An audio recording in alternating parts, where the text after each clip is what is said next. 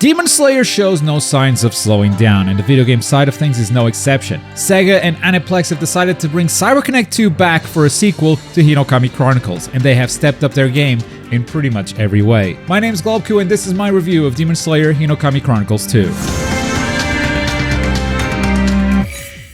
Hinokami Chronicles is an arena fighter by CyberConnect 2, the developer behind the legendary Naruto Storm games. Demon Slayer is a more grounded approach to this genre. Neutral is easier to follow, combos come with a time limit that prevents infinites, and characters are a lot more unique in their gameplay design. Even though the roster isn't in the hundreds like it would in a Naruto Storm, the 36 playable character roster ends up being more impressive in my opinion. If you play the first game, every returning character has received a significant balance change, and the overall systems got tweaked in a lot of little small ways, too many to mention in this short review, so let's just talk about the biggest ones. Some Slayers can now play solo instead of having to play in a team, and some demons now have a preset team that you can choose to play as, in addition to playing them as solo characters. Specific combinations of characters also have team ultimates with incredible animations, and there's a new tag system that extends the combo timer as the assist character dashes into the opponent. By default, a match now ends after 2 rounds instead of 3, and characters have a 2-bar limit on their special meter, which is going to make matches a lot faster and make stalling for time a lot weaker. Finally, there's a whole new gear system, where you can select up to 3 buffs to equip on your character or team to use in all game modes. These buffs activate under different conditions, and they could be buffs that heal you, give you meter, buff your damage in specific ways, or increase your defense. All of these changes put together give this game a fresh feel, but it's still very familiar if you've played the first game. In fact, if you've only played the first game casually, you might not even notice a difference outside of the new characters and stages, but if you enjoy the first game, I think you're gonna love the second. Demon Slayer is probably my favorite modern arena fighter, and this one just stepped it up in almost every way. The one area where I feel like the game is a bit worse is the camera. A lot of new characters can be very noisy with a lot of special effects, and sometimes it feels like the camera takes a while to adjust. That said, if you're new to Hinokami Chronicles and have been wanting to try it out, especially if you're coming from the FGC side of things, looking to dip your toes into an arena fighter, this is probably my go-to recommendation. But anime games are more than simply fighting, so let's talk about single-player content as well as the online modes. Story mode keeps the same style as the first game, but upgrades it in every single way. One of the biggest upgrades is to movement. The first game had a lot of long walking segments, and now you can just sprint, jump, and they have designed a lot of these areas to utilize these tools, so simply traversing is a lot more fun. They've also doubled down on the open, less linear areas because of how many collectibles they have managed to cram into this game. There's really a lot to collect, and that gives you a reason to explore rather than just go down the main path. The whole story is fully voiced and animated, with the exception of side quests which are not voice acted, but you only really get slideshows if you are going after these collectibles that show you some flashbacks or extra scenes that are completely optional, but even those are fully voice acted. And the quality of CC2 animation has just gone up once again. Moments like Tengen vs Gyutaro or the end of Swordsmith Village, it feels like CC2 knew the standard that the anime set, and they decided to rise to those expectations. I'm not going to show those specific scenes, I think you need to see them for yourself. Gameplay wise, most encounters are unique to story mode, which is a big reason why I love this story mode. You've got almost no versus battles that you could just recreate in versus mode. They are all unique boss fights with unique movesets, or horde battles, which are brand new to this game, going up against dozens of enemies at a time. I would say that outside of single player only games like Kakarot or Ashura's Wrath, this is probably the best story mode that CC2 has ever made. The story took me around 7.5 hours to beat, and another 40 minutes or so to grab those final collectibles and get all the S ranks. So story mode alone gives you a little over 8 hours of quality single player content. Unfortunately, the same cannot be said for the other single player modes.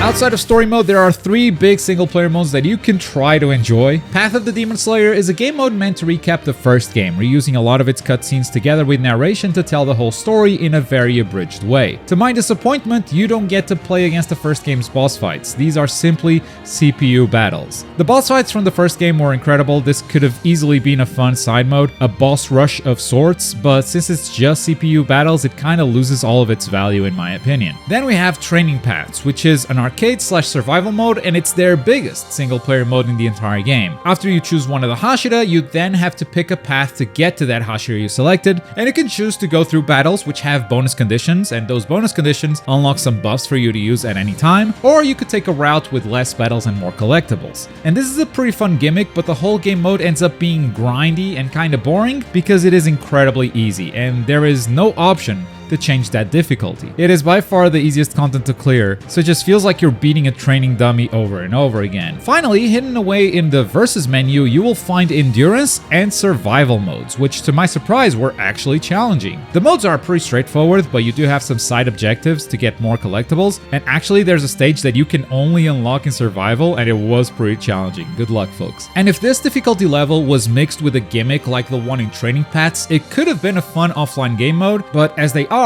I found that they add very little value to the overall package. That's it for the offline content. Let's go online. There are 3 modes available online. You've got ranked matches, casual, and lobbies. But let's start by talking about what's common about them, the netcode. Demon Slayer 2 uses a delay-based netcode and does not have crossplay. I'm happy to report, however, that at least PlayStation 4 and PlayStation 5 will be able to play together, since this time around the PS4 version also runs at 60 FPS. With the limited player base I had to test this netcode with, I'd say it feels on par with Storm Connections, which is in my opinion the best netcode that CyberConnect 2 has done so far. It doesn't have that base input delay that the first game had. It's definitely a big improvement, even if it is still delay-based with no crossplay. In all my testing, I only found one common lobby issue, where I had the game set to 2 rounds, but my opponent saw a phantom 3rd round, so every match would end in an error, something we'd be able to fix by simply redoing the lobbies. And speaking of lobbies, yes, we have lobbies from day one this time around, with spectator slots and 3 different game mode options: single battle, team battle, and tournaments. Lobbies have a few useful options, but they're missing a big one: gear filters. There is no way to set a lobby to allow or prohibit gear. This has resulted in me accidentally picking a team with gear equipped, because the game just does that by default. My solution ended up being leaving that first gear slot empty so I don't accidentally use it, but I can see this being a bit of a nightmare to run events with other players. Casual matches are where you can matchmake with other players around the world, and you can choose to queue with or without gear. And finally, we have ranked matches. Ranked is played without gear, and they are doing seasons this time around. Seasons that reset every month, which is fantastic in my opinion. Seasons tend to keep games like these alive for much longer. When you queue up, you can wait in training mode, which is a nice bonus from the previous game. Training mode is still pretty bare bones. You can set the opponent to block or get hit, and that's pretty much it. It's lacking any of the serious training options that we're used to seeing in fighting games and in a lot more anime games nowadays. The one thing they added was a menu, so you can keep gear active or not, but other than that, it's very similar to the first game. Unfortunately, you cannot set any matchmaking preferences when you queue up. The one option you have is hidden at the bottom of the options menu, and it is broken. It doesn't work properly. I wouldn't touch that thing. Another weird thing is rematches. You can rematch up to 3 times, which makes it 4 games in total. So a ranked set could end in a 2-2 draw. It's a bit weird, but it doesn't ruin the game mode at all. It's also worth mentioning that there is a PlayStation Tournaments button, if you're on PlayStation of course, and that shows some promise of official events and support this time around. Bottom line, for a CC2 game, the online isn't terrible, but lobbies still feel a bit finicky, and it's missing some options for matchmaking preferences. With that said, let's score this game. If you're new here, we use letters for our review scores, from F, which is a bad game, all the way to A, which is good, and this is my score for Demon Slayer Hinokami Chronicles 2.